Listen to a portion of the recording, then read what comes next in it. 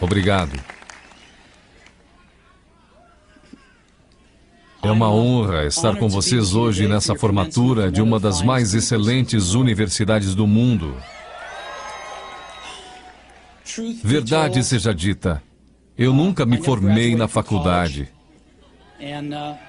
Esta foi a vez na vida em que eu cheguei mais perto de uma formatura de faculdade. Hoje eu gostaria de contar para vocês 3 histórias da minha vida. É isso, não é grande coisa, só 3 histórias. A primeira história é sobre ligar os pontos. Eu deixei a Reed College depois dos primeiros 6 meses, mas então eu fiquei um tempo de 18 meses antes de eu realmente sair. Então, por que eu saí? Começou antes de eu nascer. Minha mãe biológica era uma jovem e solteira estudante de faculdade, e ela decidiu me colocar para adoção. Ela achava muito fortemente que eu deveria ser adotado por pessoas formadas, então tudo estava preparado para que quando eu nascesse, fosse adotado por um advogado e sua esposa. Exceto que quando eu apareci, eles decidiram no último minuto que na verdade eles queriam uma garota. Então meus pais adotivos, que estavam numa lista de espera, receberam uma ligação no meio da noite perguntando: "Nós temos um garoto inesperado, vocês o querem?" Eles disseram: "É claro." Minha mãe biológica mais tarde descobriu que minha mãe adotiva nunca se formou na faculdade e que meu pai adotivo nunca se formou no colégio, ensino médio. Ela se recusou a assinar os papéis finais da adoção. Ela só cedeu alguns meses depois, quando meus pais adotivos prometeram que um dia eu iria para a faculdade. Esse foi o começo na minha vida. E 17 anos depois eu fui para a faculdade. Mas, ingenuamente, eu escolhi uma faculdade quase tão cara quanto Stanford. E todas as economias dos meus pais de classe operária estavam sendo gastas na minha educação superior. Depois de 6 meses, eu não podia enxergar o valor daquilo, eu não tinha ideia do que queria fazer com minha vida e nenhuma ideia de como a faculdade poderia me ajudar a descobrir. E lá estava eu gastando todo o dinheiro que meus pais economizaram durante suas vidas inteiras. Então eu decidi sair e confiar que tudo ia acabar dando certo. Era bem assustador naquela época, mas olhando para trás foi uma das melhores decisões que eu já tomei.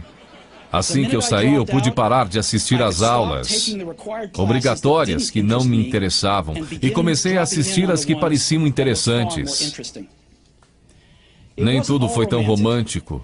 Eu não tinha um dormitório, então eu dormia no chão do quarto dos amigos.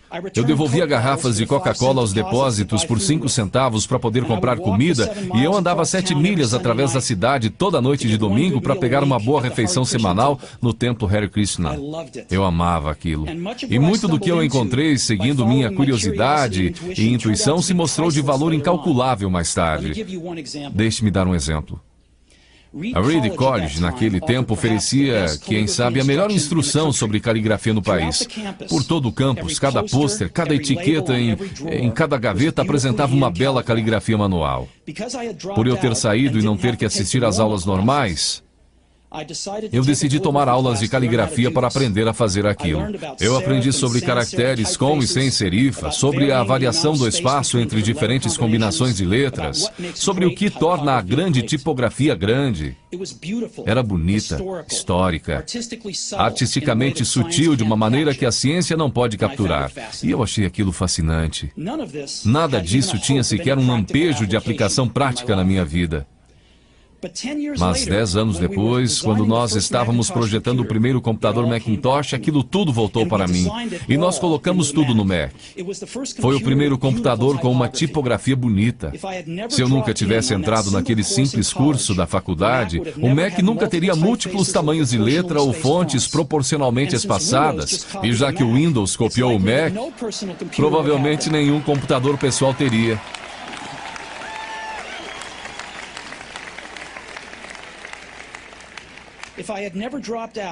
Se eu nunca tivesse deixado a faculdade, eu nunca teria entrado na aula de caligrafia, e os computadores pessoais poderiam não ter a maravilhosa tipografia que eles têm. Claro que era impossível conectar os pontos, para frente quando eu estava na faculdade, mas ficou muito claro olhando para trás 10 anos depois. De novo, você não pode conectar os pontos olhando adiante, você só pode conectá-los olhando para trás. Então você tem que confiar que os pontos de algum jeito vão se conectar em seu futuro. Você tem que confiar em alguma coisa, seu Deus, destino, vida, karma, seja o que for. Porque acreditar que os pontos vão se ligar em um momento vai te dar confiança para seguir seu coração, mesmo que ele te leve para um caminho diferente do previsto. E isso fará toda a diferença.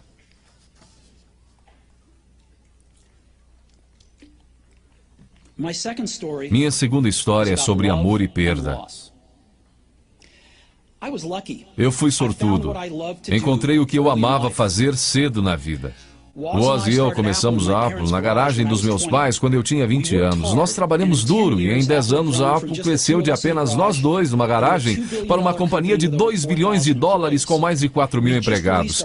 Nós acabávamos de lançar nossa maior criação, Macintosh, um ano antes, e eu fizera 30 anos. E então eu fui demitido. Como você pode ser demitido de uma empresa que você começou? Bem, conforme a Apple cresceu, nós contratamos alguém que eu achava muito talentoso para levar a empresa comigo. E no primeiro ano, mais ou menos, as coisas saíram bem. Mas então nossas visões do futuro começaram a divergir e eventualmente nós tivemos uma briga. Quando isso aconteceu, nosso quadro de diretores ficou do lado dele. Então, aos 30 anos, eu estava fora, e muito escandalosamente fora. O que tinha sido o foco de toda a minha vida adulta se foi, e isso me destruiu. Eu realmente não sabia o que fazer por alguns meses. Senti que tinha decepcionado a geração anterior de empreendedores, que tinha deixado cair o bastão no momento em que ele estava sendo passado para mim. Eu encontrei David Packard e Bob Noyce e tentei me desculpar por ter estragado tudo daquela maneira. Foi um fracasso público e eu até mesmo pensei em deixar o vale. Mas alguma coisa lentamente começou a nascer em mim. Eu continuava amando o que eu fazia. As coisas que aconteceram com a Apple não mudaram isso em nada. Eu havia sido rejeitado, mas continuava amando. Foi quando decidi começar de novo. Não enxerguei isso na época, mas ser demitido da Apple foi a melhor coisa que podia ter acontecido para mim. O peso de ser vitorioso foi substituído pelo vazio de ser um iniciante outra vez, sem muita certeza sobre nada. Isso me deu liberdade para começar um dos períodos mais criativos da minha vida. Durante os 5 anos seguintes, criei uma companhia chamada Next, outra companhia chamada Pixar, e me apaixonei por uma mulher maravilhosa que se tornou minha esposa. Pixar fez o primeiro filme animado por computador, Toy Story, e é o estúdio de animação mais bem-sucedido do mundo. Em uma inacreditável guinada de eventos, a Apple comprou a Next. E eu voltei para a empresa, e a tecnologia que desenvolvemos nela está no coração do atual renascimento da Apple. E Lorraine e eu temos uma família maravilhosa.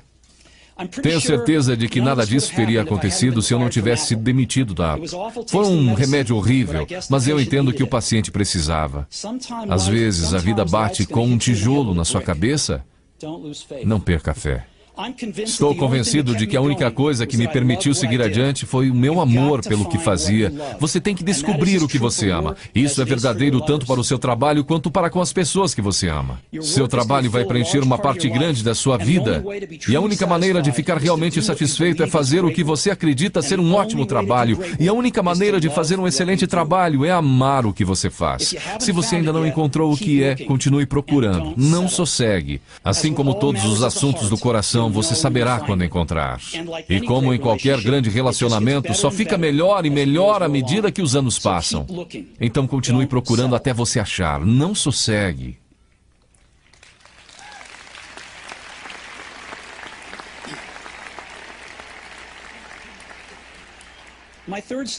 Minha terceira história é sobre a morte.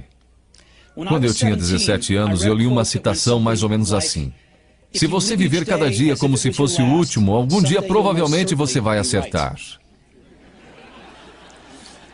Aquilo me impressionou e desde então, nos últimos 33 anos, eu tenho olhado no espelho cada manhã e perguntado a mim mesmo, se hoje fosse o último dia da minha vida, eu ia querer fazer o que eu vou fazer hoje? E sempre que a resposta foi não, por vários dias seguidos, eu soube que eu tinha que mudar alguma coisa. Lembrar que eu logo vou estar morto é a ferramenta mais importante que eu já encontrei para me ajudar a fazer grandes escolhas na vida. Porque quase tudo, toda a expectativa exterior, todo orgulho, todo medo de dificuldades ou falhas, estas coisas simplesmente somem em face da morte, deixando apenas o que é realmente importante. Lembrar que você vai morrer é a melhor maneira que eu conheço para evitar a armadilha de achar que você tem algo a perder. Você já está nu, não há razão para não seguir seu coração. Mais ou menos há um ano eu recebi um diagnóstico de câncer. Eu fiz um exame às 7h30 da manhã e ele mostrou claramente um tumor no meu pâncreas. E eu nem sabia o que era um pâncreas. Os médicos me disseram que era quase com certeza um tipo incurável de câncer e que eu não devia esperar viver mais do que de 3 a 6 meses.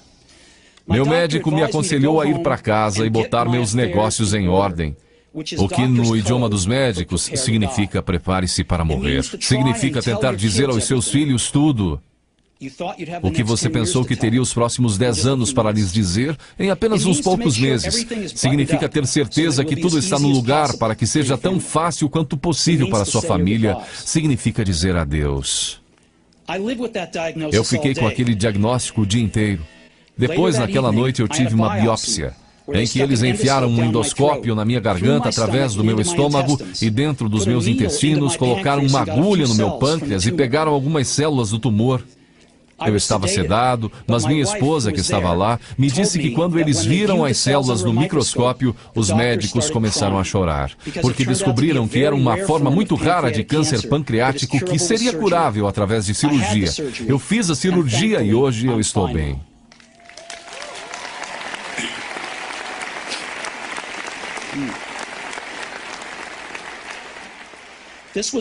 Isso foi o mais perto que eu cheguei de encarar a morte e eu espero que seja o mais perto que eu chegue por algumas décadas mais.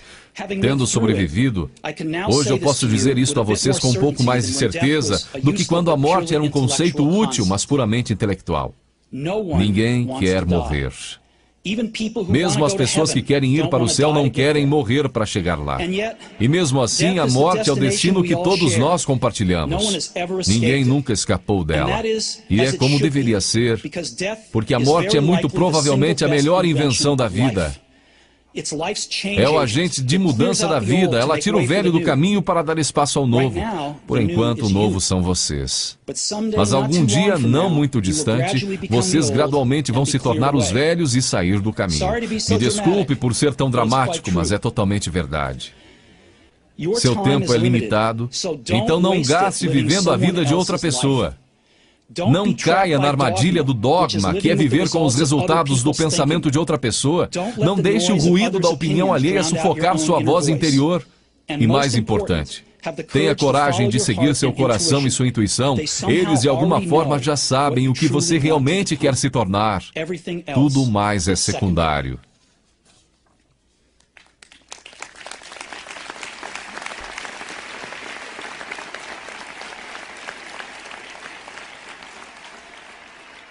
Quando eu era jovem, havia uma maravilhosa publicação chamada O Catálogo de Toda a Terra, que era uma das bíblias da minha geração.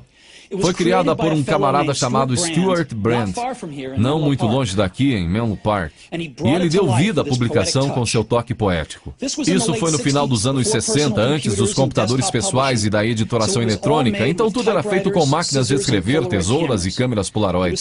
Era tipo o Google formato brochura, 35 anos antes do Google aparecer. Era idealista e com abundância de recursos elegantes e ideias brilhantes. Stuart e sua equipe publicaram várias edições de O Catálogo de Toda a Terra, e então, quando seu papel estava cumprido, eles publicaram uma edição final. Era meados dos anos 70 e eu tinha a idade de vocês. Na contracapa da edição final havia uma fotografia do amanhecer em uma estradinha de terra, do tipo em que você poderia ficar pegando carona se você for aventureiro. Embaixo dela estavam as palavras Stay Hungry, Stay Foolish. Era a mensagem de despedida deles ao sair do ar. Stay hungry, stay foolish. E eu tenho sempre desejado isso para mim mesmo.